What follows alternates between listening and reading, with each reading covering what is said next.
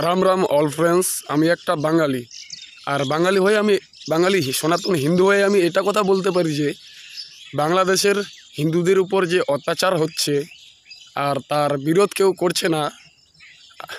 তাই কলকাতার ভারতের সবথেকে বড় সিঙ্গার অরিজিৎ সিং ভিডিওতে কি বলেছে, আপনারা ভিডিওটি সম্পূর্ণ দেখেন, তারপর আপনারা বুঝতে পারবেন যে বাংলার একটা সিঙ্গার, হিন্দু সিঙ্গার অরিজিৎ সিং কি বলল সেটা শোনার জন্য ভিডিওটি আপনারা সম্পূর্ণ দেখেন।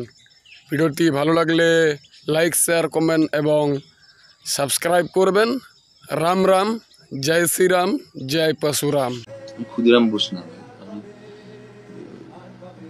বললাম তো নেতাজি একটা এলে সত্যি ভালো হতো। একটা নেতাজির দরকার আমাদের, নেতাজি সুভাষচন্দ্র বোস, একটা স্বামী বিবেকানন্দ, একটা দরকার, খুব দরকার। আমাদেরকে একটু লিড করবে কেউ।